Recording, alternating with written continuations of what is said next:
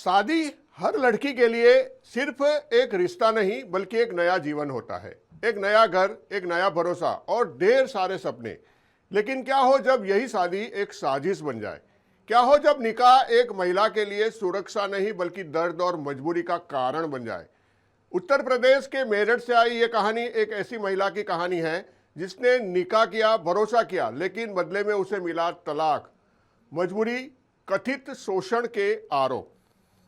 कि पहले उसे 3 तलाक देकर रिश्ता तोड़ दिया गया, फिर उसी रिश्ते में लौटने के लिए उसे हलाला के नाम पर एक ऐसी प्रक्रिया से गुजरने को मजबूर किया गया जिसने उसकी जिंदगी को पूरी तरह बदल दिया।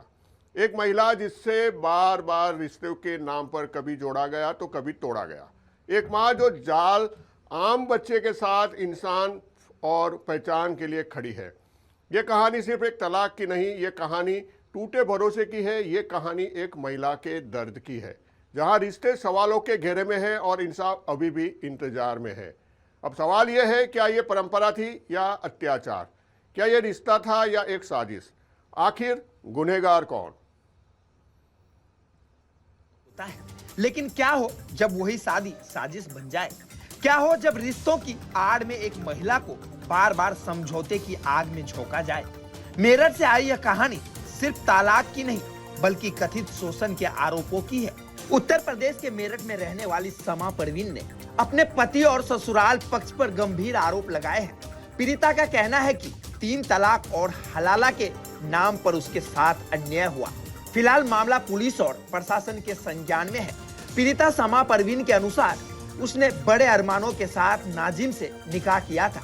शादी के 2 महीने बाद ही पति सऊदी अरब चला गया। करीब 11 महीने बाद जब वह लौटा तो कथित रूप से विवाद के बाद उसने समा को 3 तलाक दे दिया। इसके बाद आरोप है कि ससुराल पक्ष ने कहा अगर दोबारा निकाह करना है तो पहले हलाला की प्रक्रिया पूरी करनी होगी। पीड़िता का आरोप है कि उसकी शादी उसके देवर से कराई गई और कुछ दिनों बाद देवर ने भी तलाक दे दिया। इसके बाद समा को दोबारा निकाह पहले पति नाजिम से करा दिया गया। लेकिन मामला यही नहीं थमा। समा ने एक बच्चे को जन्म दिया और अब आरोप है कि पति बच्चे को अपनाने से इनकार कर रहा है। इतना ही नहीं, पीड़िता का कहना है कि उस पर दोबारा परिवार के एक अन्य सदस्य से निकाह करने का दबाव बनाया जा रहा है। इस सभी आरोपों को लेकर समा न्याय की मांग कर रही है। गौरतलब है कि भारत में 3 तलाक को कानूनी रूप से प्रतिबंधित किया जा चुका है। हलाला को लेकर भी समय समय पर सामाजिक और कानूनी बहस होती रही है।